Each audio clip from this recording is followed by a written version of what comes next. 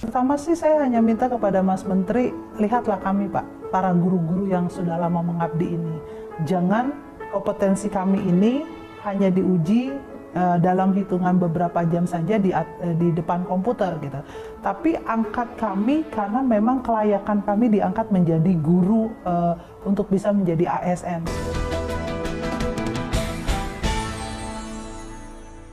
Berbagai temuan jurnalis Metro TV di lapangan menjadi salah satu gambaran bagaimana pemerintah daerah selaras dengan pemerintah pusat diminta serius untuk memperhatikan status nasib juga kesejahteraan terutama guru honorer. Keseriusan pemerintah dalam menjamin kesejahteraan guru honorer juga dipertanyakan oleh Persatuan Guru Republik Indonesia atau PGRI seperti yang ada dalam wawancara berikut ini.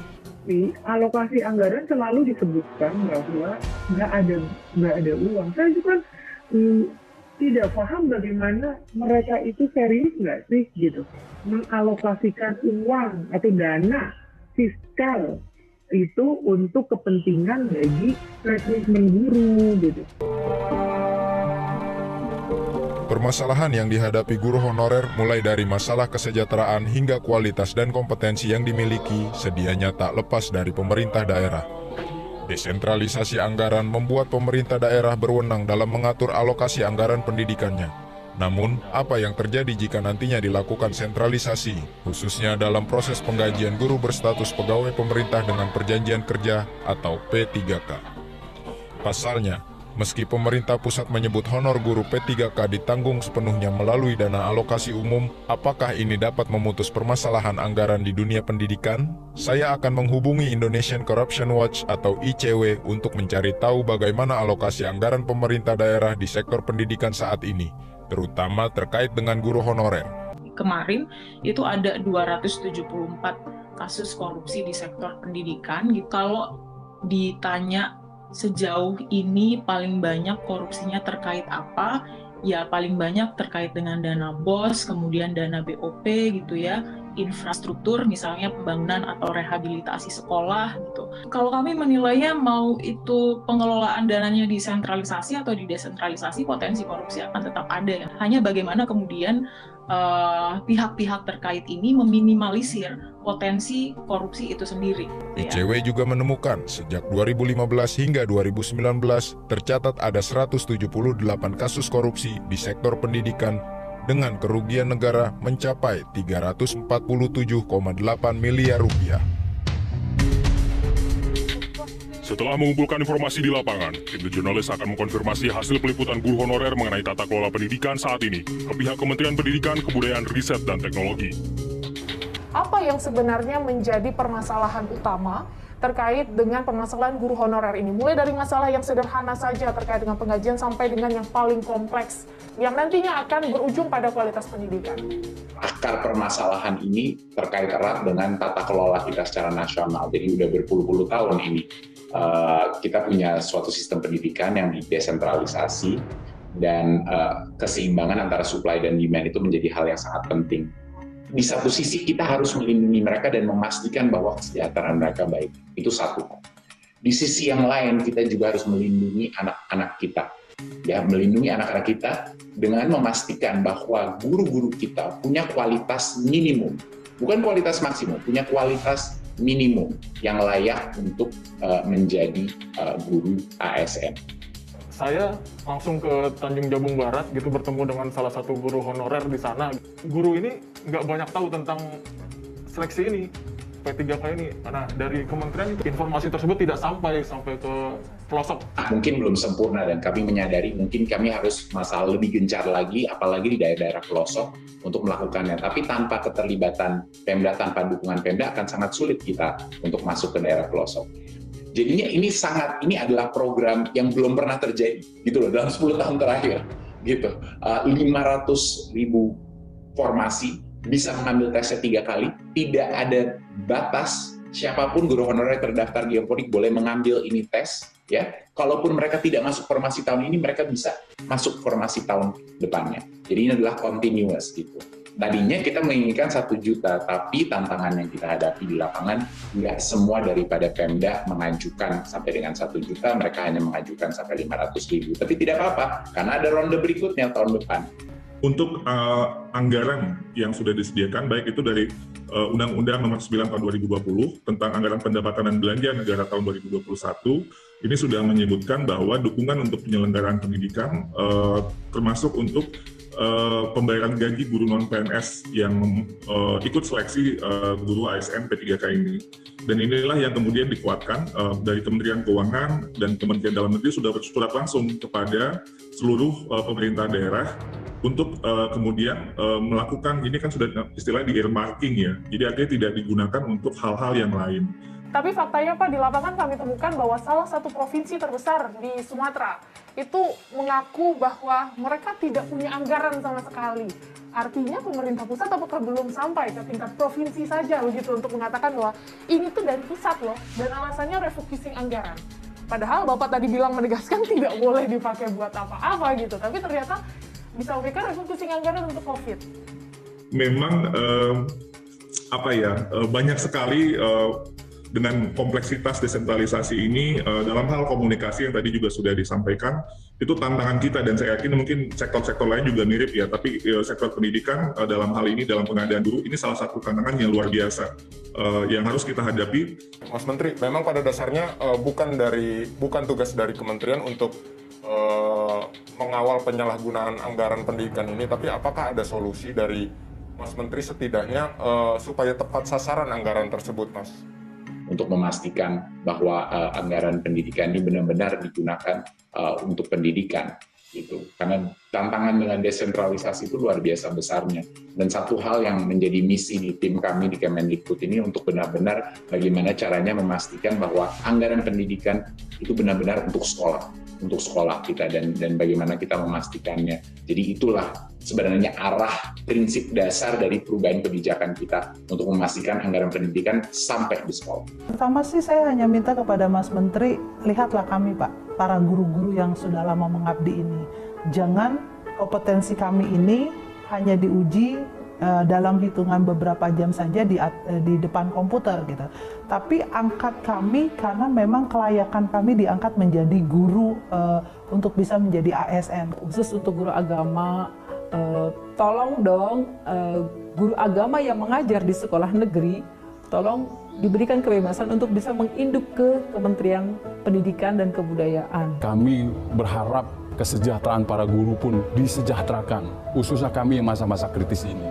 Pengabdian kami sudah puluhan tahun, bukan setahun 2 tahun, tapi puluhan tahun yang kami sudah mengabdi kepada negara, bangsa, dan negara ini untuk mendidik anak bangsa. Saya Pak, guru honor negeri, memohon kiranya kami perkumpulan guru honor kategori 2 se-Indonesia diperhatikan, diberi kesempatan, kejelasan status kami. Jangan lagi Pak dikontrak-kontrak. Kami sebagai guru honorer, yang kebetulan saat ini kami sebagai dari K2, ya mudah-mudahan impian kami dikabulkan lah. Kalaupun bisa diutamakan, kalau memang bisa diutamakan kita diperingan untuk tes P3K, ya kita puji syukur. Di samping itu juga kami berharap bimbingan dari kementerian untuk selalu memberikan program-program yang berkualitas sehingga kualitas daripada guru bisa meningkat dan juga bisa meningkatkan anak bangsa. Mas Menteri, dari video yang sudah disaksikan, Mas, apa yang bisa disampaikan oleh pemerintah pusat untuk memastikan bahwa guru-guru honorer K2 ini diperhatikan sebenarnya oleh pemerintah pusat? Apa yang ingin Mas Menteri sampaikan kepada mereka? Iya, yang pertama adalah kami luar biasa simpatinya dan selalu setiap kali saya berinteraksi dengan guru honorer K2 maupun yang lain, saya selalu terharu dengan betapa lama mereka telah bersabar di sini. Makanya ini adalah pekerjaan rumah besar untuk Kemendikbud untuk mengakselerasi program ini. Makanya kita tahun ini fokus 100% untuk mensukseskan program yang udah ada, P3K. Inilah makanya mungkin pesan saya adalah belum pernah ini ada kesempatan semua guru honorer bisa masuk proses seleksi.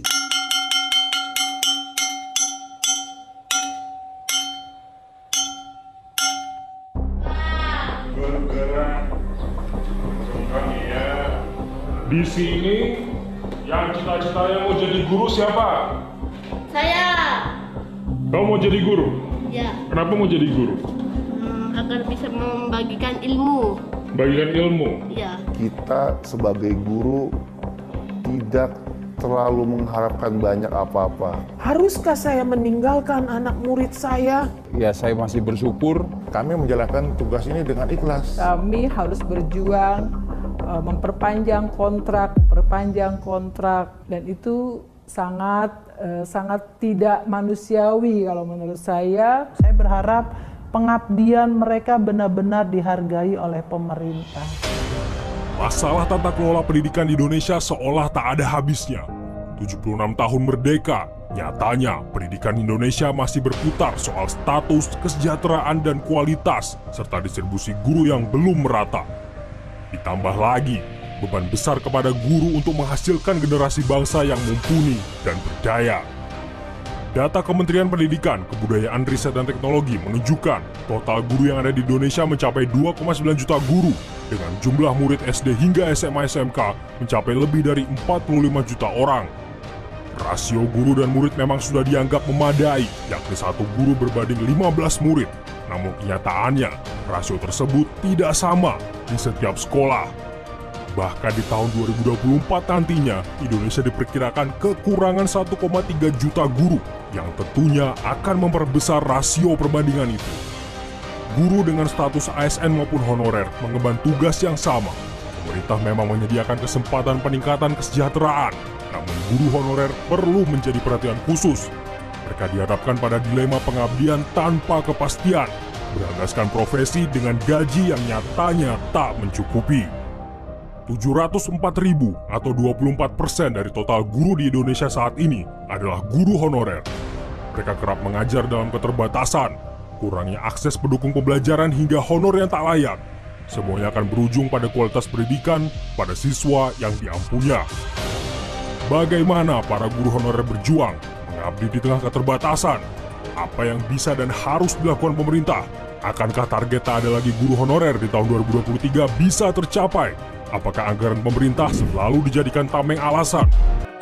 Kami merasa terpanggil gitu untuk membantu mengabdikan diri di sana, walaupun pada waktu itu memang tidak mendapatkan apa-apa, artinya tidak digaji.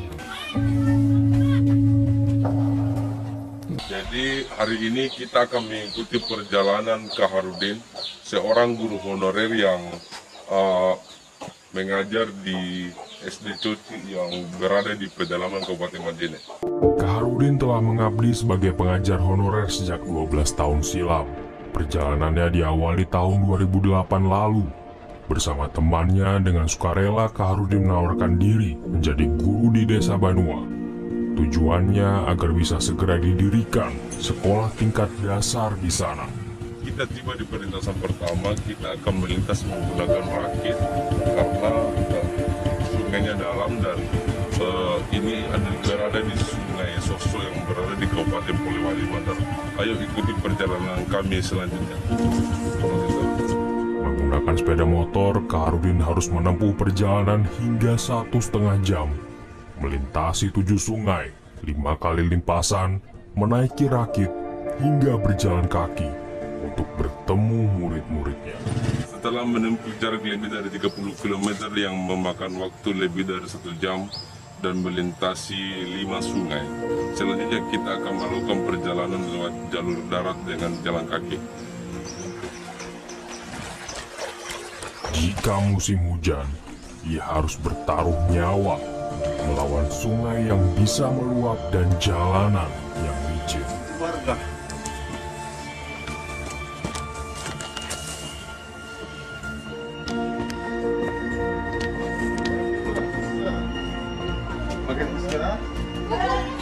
Di tengah kondisi pandemi, Kaharudin tetap mengajar muridnya secara langsung karena hampir tidak ada jaringan telekomunikasi di lokasi, membuat Kaharudin tidak punya pilihan lain. Ia pun membagi siswanya menjadi beberapa kelompok lalu menemui mereka secara bergantian di rumah warga untuk dididik dengan dedikasinya. Kaharudin tidak sendiri, berjuang melawan keterbatasan ini bersama 5 guru honorer lainnya di sini. Namun perjuangan mereka kini dihadapkan dengan kebutuhan hidup dan kesejahteraan, sehingga mereka pun berharap bisa diangkat sebagai ASN.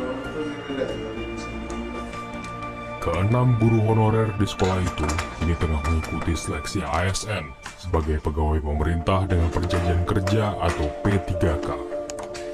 Tapi tidak untuk di SD Negeri 35 Coci, melainkan di sekolah lain. Karena seleksi guru P3K dilakukan secara terpusat dan pembagiannya disesuaikan secara linier di daerah. Artinya, jika keenam guru ini lulus di sekolah lain, SD Negeri 35 Coci akan kehilangan gurunya. Anak-anak di sini kalau sekolah terlalu jauh, di Rate berapa kilo, ke kabupaten lain berapa kilo juga susah, apalagi menyeberang sungai. Ya seharusnya di Coci itu dibuka formasi untuk 3 guru kelas. Kalau memangnya kita tidak lulus di sini, yang penting kita sudah ada formasi, kita harus mendaftar, kita berjuang juga. Kalau misalnya tidak lulus, ya apa boleh buat. Tapi yang menjadi kendala, kenapa tidak dibuka itu di Coci? Kalau saya sebagai guru di sini, saya tidak memikirkan diri saya sendiri. Saya itu pikirkan ya masyarakatnya juga, anak-anaknya juga. Apakah mereka bisa berhasil? Setidaknya kita juga bangga kalau misalnya lulusan SD Coci itu pada saat dia SMP, SMA ataupun dia ada sesuatu yang diperbuat yang ke arah kebaikan. Tayangan yang tadi Anda saksikan merupakan kondisi mikro guru honorer di Indonesia yang dihadapkan pada permasalahan kesejahteraan. Namun di sisi lain, mereka juga diminta untuk memiliki kompetensi dan kemampuan. Solusi sementara dan dinilai terbaik oleh pemerintah untuk mengatasi tata kelola guru honorer ini adalah dengan mengangkat mereka menjadi aparatur sipil negara atau ASN. Namun status yang akan diberikan adalah pegawai pemerintah dengan perjanjian kerja atau P3K. Memang secara honor maupun tunjangan yang diberikan tidak jauh berbeda dengan mereka yang berstatus pegawai negeri sipil. Namun di sisi lain, para guru honorer yang akan diangkat menjadi P3K ini tidak akan mendapatkan tunjangan hari tua. Di tahun 2020 yang lalu, pemerintah pusat melalui Kementerian Pendidikan, Budaya, Riset, dan Teknologi menjanjikan akan membuka 1 juta formasi guru P3K bagi para guru honorer. Namun faktanya hingga pendaftaran dibuka, hanya tersedia 531.076 formasi guru P3K yang diajukan pemerintah daerah dan disetujui pemerintah pusat. Jumlah ini belum termasuk pemerintah Provinsi Sumatera Utara yang secara tiba-tiba membatalkan 10.000 formasi P3K yang sebelumnya telah diajukan ke pemerintah pusat. Ditambah lagi ada 11 wilayah kota dan kabupaten di Indonesia yang tidak mengajukan formasi P3K sama sekali. Seperti masuk dalam prioritas peningkatan kualitas hidup melalui jalur tes ASN, pegawai pemerintah dengan perjanjian kerja digadang-gadang untuk potong kompas, menyelesaikan permasalahan tata kelola pendidikan, terutama guru honorer di Indonesia. Bahkan sistem rekrutmen P3K ini juga diklaim dapat menghasilkan tenaga pendidik yang kompeten, meski tak ada yang menjamin akan menghasilkan guru yang berkualitas karena hanya diuji dalam tes yang berlangsung 120 menit ini. Protes sana-sini, suara dan teriakan pendidik yang belasan tahun mengajar semoga didengar. Tak ada yang ingin pendidikan Indonesia terus tak dipandang. Butuh revolusi agar transformasi pendidikan tidak hanya sekedar slogan.